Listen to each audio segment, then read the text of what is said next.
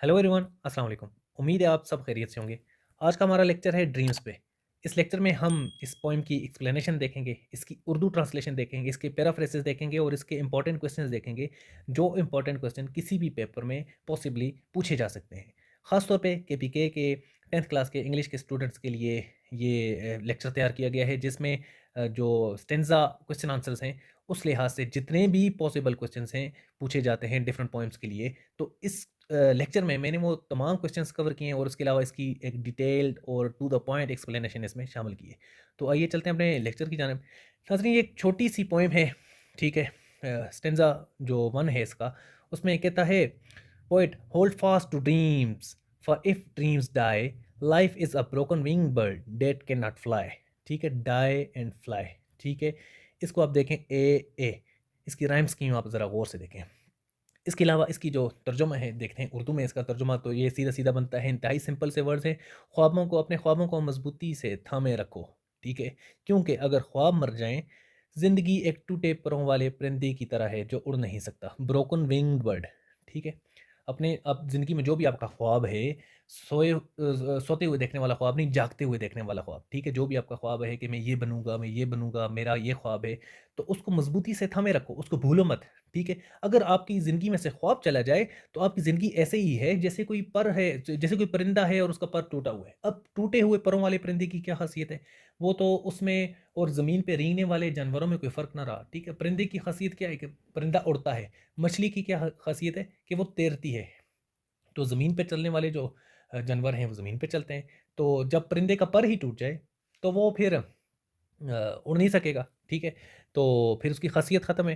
इसका पैराफ्रेज़ भी इंतहाई आसान है। पैराफ्रेज़ एक्चुअली एक तरह से इसकी तशरीह होती है, स्टिक टू द ड्रीम, चिपके रहो अपने ख्वाबों से, and the highest aims of your life.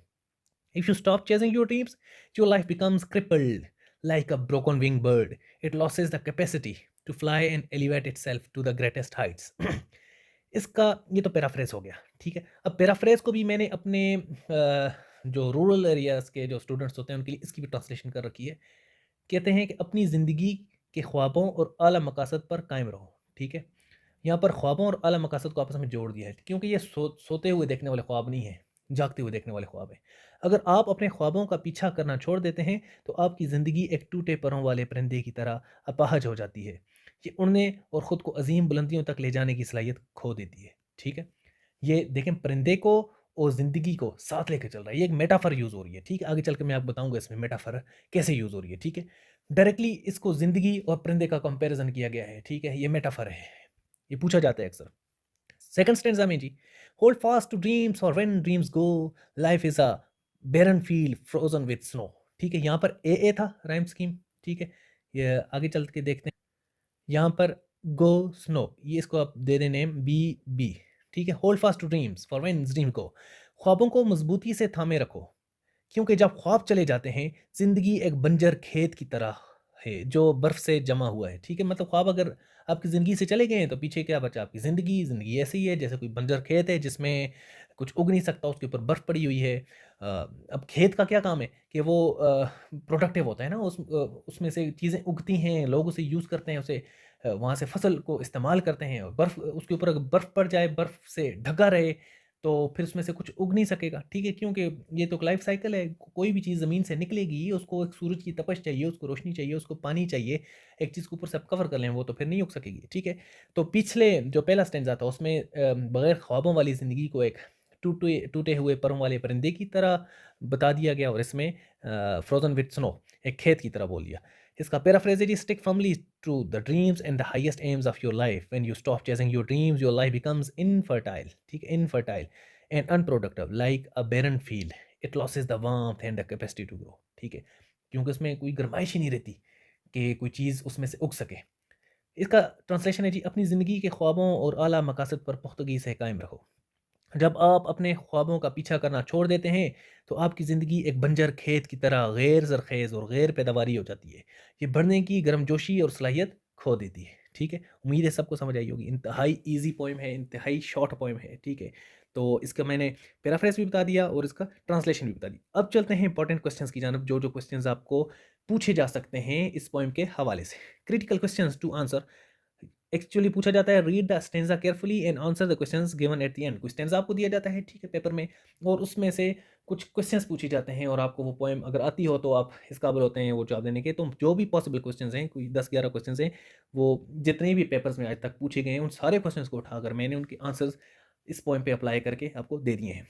Poet हैं जी Langston Hughes. Question number 1, what kind of problem और issue is discussed in this poem. क्या प्रॉब्लम डिस्कस किया गया है इस पोएम में, इशू क्या डिस्कस किया गया है इस पोएम में। इसमें डिस्कस किया गया है जी, the poem discusses the problem of losing dreams and hopes in life. Losing dreams मतलब ड्रीम्स को खो देना, होप्स यानी उम्मीदों को खो देना।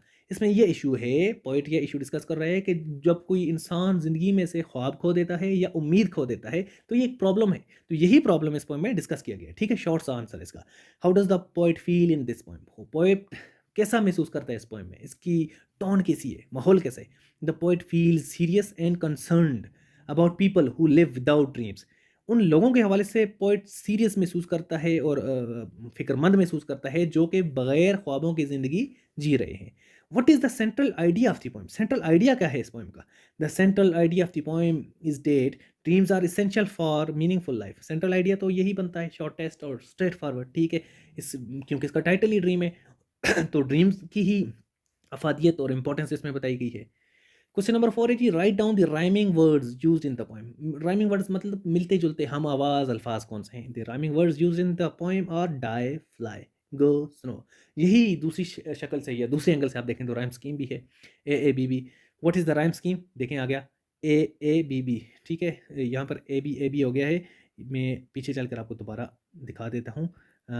ए डाई फ्लाई ए ए, गो स्नो बी बी, ठीक है। तो लिहाजा इसको करेक्ट कर लेते हैं, ए ए बी बी, ठीक है। ये टाइपिंग मिस्टेक होगी है। अच्छा, question 6 he, which figure of speech is used in the poem. The figure of speech used in the poem is metaphor, ठीक है। सीधी सीधी बात की गई है, मेटाफर होता है, कंपैरिजन होता है, एक चीज़ का दूसरी चीज़ के साथ, मतलब कहीं पे बोल रहे हैं life is a broken wing bird के ज़िंदगी एक टूटे हुए परों वाला परिंदा है, कभी बोलता है life is a barren field, ठीक है, फ्रोजन विद स्नो, ठीक है। तो एक डायरेक्ट किस्म का हो गया है, रिलेशन बना दिया है। Find an example of alliteration in the poem. अब एलिट्रेशन क्या होती है, हम आवाज़ अल्फाज की रेपिटेशन, ठीक है। हम आवाज़ अल्फाज मुसलसल आगे पीछे यूज़ हो रहे हों, एक टंग ट्विस्टर सा बन जाए, वो एलिट्रेशन कहा जाता है इसको। An example of alliteration in the poem is broken wing bird. ये इतनी ज़्यादा क्लियर कट एलिट्रेशन नहीं है, but you can say it alliteration, ठीक है। Question number 8, find examples of personification, metaphor and simile in the poem. अब ये question जो मैंने बनाया है, ये इसमें पर्सोनिफिकेशन भी रखती है, मेटाफर भी रखती है, सिमिली भी रखती है। एक्चुअली जो क्वेश्चन पूछे जाते हैं, कहीं पर पर्सोनिफिकेशन पूछी जाती है, कहीं पे मेटाफर, कहीं पर सिमिली, कि उसकी एग्जाम्पल बता दें। अब किसी पोएम में मेटाफर होती है, किसी में पर्सोनिफिकेशन होती है, किसी में सिमिली होती है, किसी में तीनों होती हैं, किसी में दो होती हैं, ठीक है। तो इसलिए मैंने क्वेश्चन में सारे दे दिए। अब मैं मजीद भी आगे चलकर पॉइंट्स बनाऊंगा, किसी पर पर्सोनिफिकेशन पर अप्लाई हो रही है, किसी पर मेटाफर अप्लाई हो रही होगी। तो यहाँ पर क्या अप्लाई हो रहा है देखते हैं। The poet uses a metaphor by comparing life without dreams to a broken wing birds, ठीक है। इसमें मेटाफर यूज हो रही है, पहले मैं आपको बता चुका हूँ।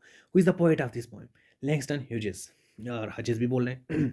What is the name of the poem, dreams, ठीक है। ये क्वेश्चंस मैंने शामिल कर दिए हैं, अक्सर पूछे जाते हैं क्योंकि बच्चा पेपर में बैठा है, ये ड्रीम्स है, चलें ये तो सीधी सीधी पोएम है। आगे की जो मजीद थोड़ी सी कॉम्प्लेक्स पोएम्स हैं उनका कोई स्टैंजा उठा कर दिया जाता है। तो जस्ट अगर बच्चे से ये भी पूछा जाए कि इस ये पोएम का नाम क्या है, इसके पोएट का नाम क्या है, तो ये क्वेश्चन भी बच्चों को नहीं आ रहा होता, ठीक है। तो लिहाजा इसको आप याद रखें। अब यहाँ पर एक थोड़ी सी ट्रिक है, ठीक है। ये लफ्ज़ है हजेस, हजेस में से एक लफ्ज़ है हग, हग, ठीक है। हग का मतलब है गले लगा लेना, ठीक है। इसमें बोलता क्या है कि अपने ख्वाबों को गले से लगा लो, ठीक है। मतलब जो आप ज़िंदगी में ख्वाब देखते हो उनको गले से लगा रखो। आप इसको कैसे याद रखें, पोएम का नाम है ड्रीम, ठीक है। ड्रीम की बात की जा रही है, ड्रीम्स को गले से लगा लो, ठीक है। पोएम का नाम हो गया ड्रीम, लिखी किसने, हजेस ने, ठीक है। इस तरह से आप नाम एक रिलेशन कायम करें और फिर आप याद करेंगे, आपको आसानी से याद हो जाएगा, ठीक है। लिंगस्टन हजेस, पोएम का नाम ड्रीम है जी, नाम लिखने वाला हजेस है, हजेस हग, हग से हजेस, ठीक है। व्हाट इज नेम हो गया। Question number 11 G, what is the mood of the poem. The mood of the poem is serious and inspirational, ठीक है। पोएम का मूड सीरियस ही है, वाक़ई क्योंकि पॉइंट कंसर्न्ड है कि लोग अपने ख्वाबों को लेकर ज़्यादा सीरियस नहीं, लोग ख्वाब नहीं देखते। हम अक्सर बच्चों से पूछते हैं कि बेटा आप बड़े होकर क्या बनोगे? वो आगे से सोच रहे होते हैं, ये बोल रहे होते हैं हमें नहीं पता। क्यों नहीं पता? आप कुछ ख्वाब देखें, कुछ चीज़ किसी से तो इंस्पायर हों ना अपने मुआशरे से मुआशरे में, ठीक है? मैं अक्सर बच्चों को बोलता रहता हूँ, आप अपने मुआशरे में किसी को देखकर इंस्पायर हों, किसी को आइडियलाइज़ करें और उसके पीछे एक एक उम्मीद बाँधें और उसके मुताबिक मेहनत करें, ठीक है? तो ये था हमारा आज का लेक्चर। आगे मज़ीद पॉइंट्स में हम मिलेंगे, तब तक के लिए अल्लाह